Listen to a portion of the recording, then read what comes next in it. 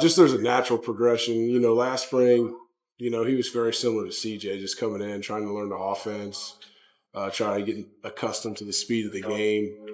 You can see the game starting to slow down for him. You can see, like, pre-snap, he's able to kind of recognize what's about to happen to him defensively and play with a little better anticipation. He's playing with more sense of urgency. So I'm happy with right now with where Kenny's at, how he's playing, how he's progressed. And then what has kind of Steve's mindset been this spring, and where has he kind of improved the most? I think all the time in our quarterback room, I always tell those guys, like, at the end of the day, it's you versus you. It's not Steve and Riley or Kenny and CJ. At the end of the day, it's Steve and Steve. And, like, Steve had a tremendous opportunity last year to learn underneath Sam and kind of watch Sam's routine and how he prepared himself each day for practice, how he prepared himself each week for games. And you see Steve kind of emulating that same routine that Sam had last year. I think it's really paid off for him. I think he's doing a great job leading the offense.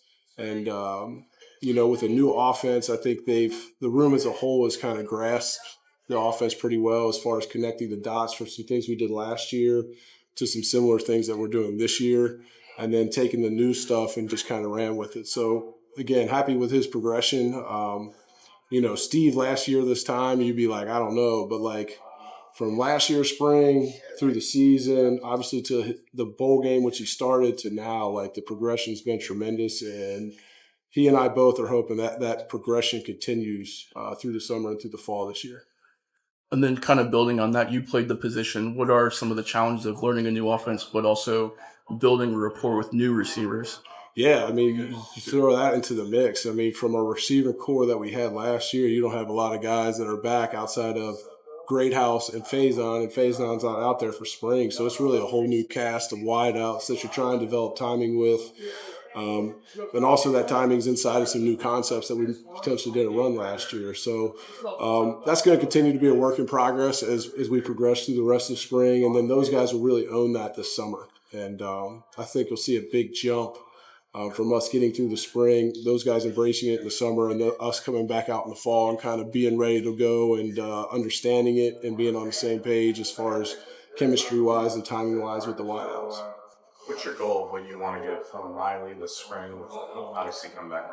Yeah, like, it was great to just see him out there today in some 7-on-7. And he's progressed a lot faster than we thought, just coming in and getting this ankle cleaned up. And he's done a great job of just anything he can do, he's going to get in there. So the walkthroughs, the blitz pickups, and all the things that he's kind of his limitations allow him to do, he's going to get in there and do.